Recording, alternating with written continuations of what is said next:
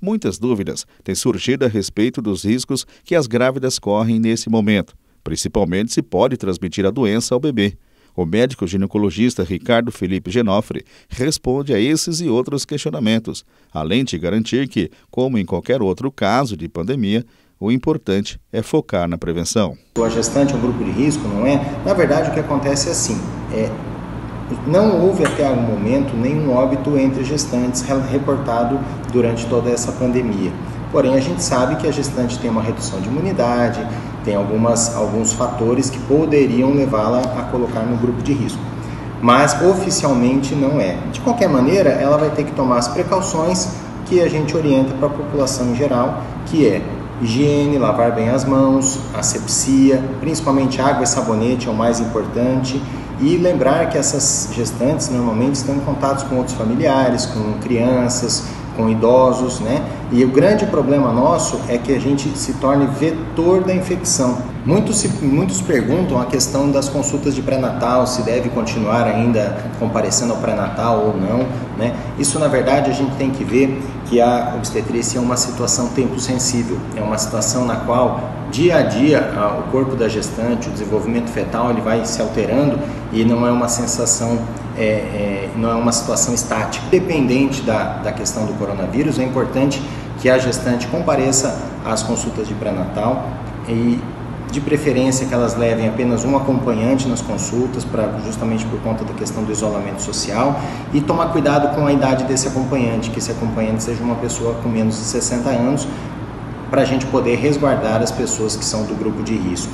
Outra questão que tem sido levantada, e assim uma questão bastante delicada, é a questão sobre o risco fetal, né? As primeiras indicações que parecem para nós é que não há uma transmissão vertical dessa doença, não tem uma passagem de mãe para filho. Mas de qualquer maneira, assim, a gente não tem como garantir isso como sendo uma verdade absoluta. Ainda vai ter que esperar um pouco mais, o tempo passar, para a gente poder conseguir falar alguma coisa melhor sobre isso.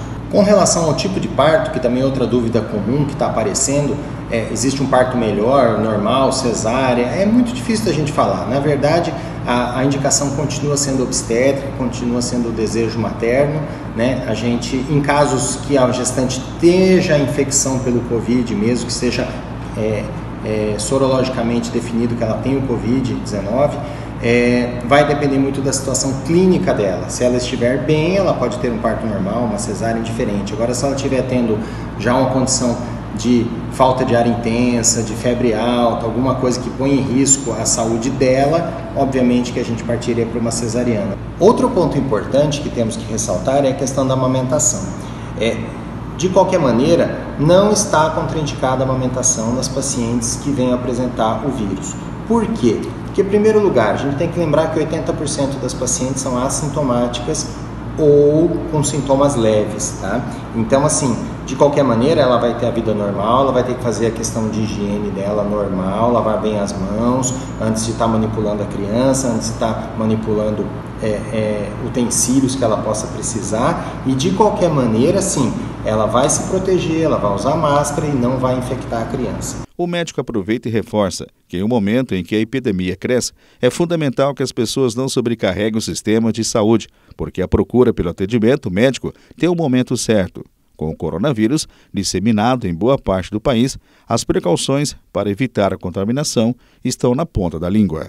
Você só deve sair da sua casa, procurar o médico em casos que você tenha febre alta, tosse, falta de ar, tá? Se você não tiver sintomas fortes, lembre-se que 80% dos casos de coronavírus são assintomáticos ou leves. Então, assim, você tem que tomar cuidado que a hora que você procura o serviço de saúde por um quadrinho leve, você pode não estar contaminado e chegando lá você pode de repente estar se contaminando com o vírus. De forma geral, a doença é uma doença de alto contágio, porém é uma doença que a gente sabe que tem uma letalidade baixa e pega os grupos de risco, que são principalmente pessoas acima de 60 anos, com outras doenças, com outras patologias associadas, né? Então, assim, resumo, a gente tem que tentar o máximo possível fazer o isolamento social, no que a gente puder evitar a exposição dos idosos, lembrar que nós podemos ser vetores, que nós podemos levar essa doença para as pessoas de idade, isso a gente tem que impedir ao máximo,